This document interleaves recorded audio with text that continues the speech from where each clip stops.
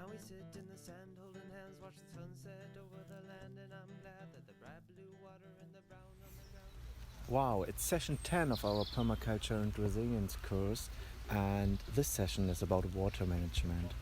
We will show you what you can do to manage water and keep water on your side. In permaculture, we understand water as an energy flow that we want to keep on land as long as it benefits our system.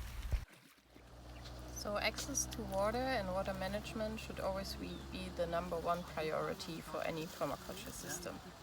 It is hard to change over time, so it is very important to have a look at it very closely.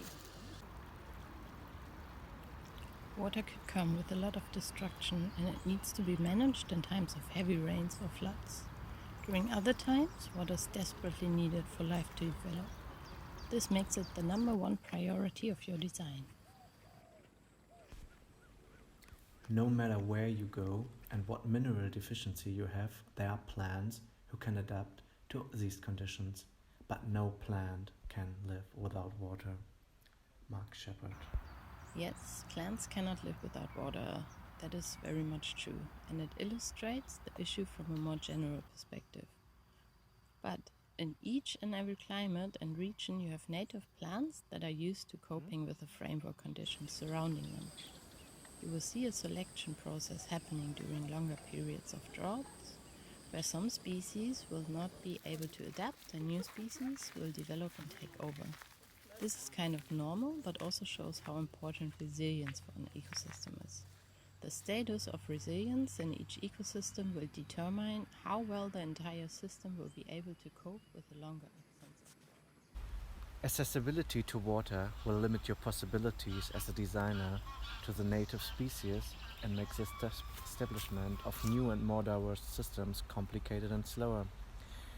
You might see it as one of your limiting factors, or you might understand it as your way of restoring the ecosystem and accept the challenge of long periods without rain. As permaculture people, we do not look only for the land that is super easy to work with. We actually look for land that people don't want to work with in a conventional way. These are the areas that need special care and permaculture knowledge to thrive again. Let's talk about the 5S of water. How can we manage to keep all or at least as much water as possible on our land? Where can we put it? Most important, before defining your water management strategy, is checking on your climate conditions and your limiting factors when it comes to water. You want to create a system that takes as much water as possible without harming your ecosystem. So if heavy rain or even flooding over a long time, you also need to have strategies in place to mitigate the uprooting of tree roots or other damaging effects of water.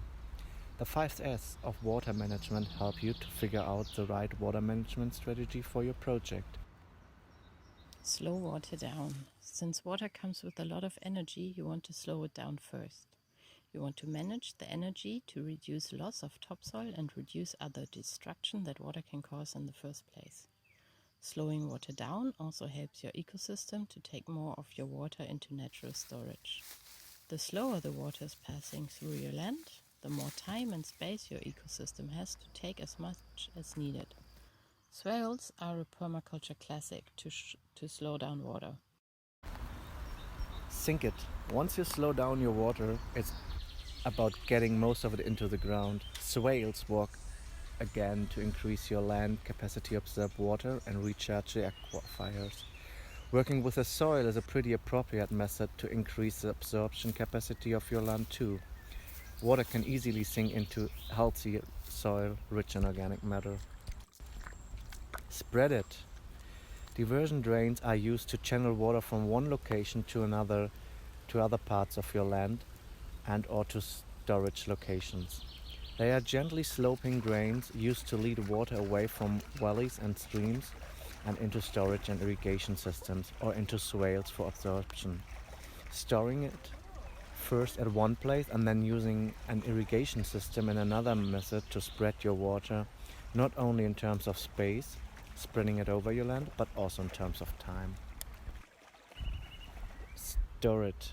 You have different ways of storing water. The first one is soil storage by planting trees, mulching, integration trace elements, and following non-destructive agriculture. soil can contain many times the water of open storage. And it's the most natural way of storing water. It is also increasing the resilience of your ecosystem as the natural water available for plants increase. Ponds or dams are an alternative option to store water in large quantities. A third one would be tank storage, where you harvest rainwater from your roof areas, roads, etc. If done in the right way, you can create your source of drinking water. You can also use it for watering plants. If you are living in a more urban area, rainwater catchment is your number one strategy. As most rainwater is going directly into the sewage system, you are saving and reusing it. Rainwater catchment will also reduce your utility bill, as you can use it for watering your plants. Share it. Permaculture is following the 3 ethics of earth care, people care, and fair share. By filling the aquifers, you are sharing your water with your neighbors and with the ecosystem surrounding you. Therefore, it is always essential to store as much water as possible in the soil and the aquifers to recharge groundwater and use water in a sustainable way. As you share it with others by storing it in the soil, it is also important to have additional storage capacities on your land.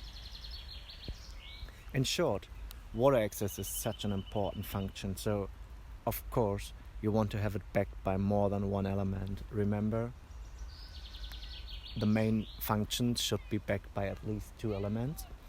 When it comes to water, I would go for at least 3 elements to ensure your access, just to be on the safe side and just because it's so important.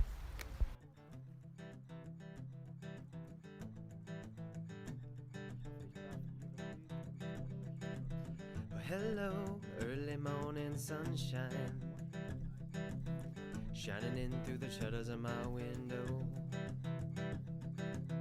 Well, I'm glad I can see you again. It's been a long time, my very old friend.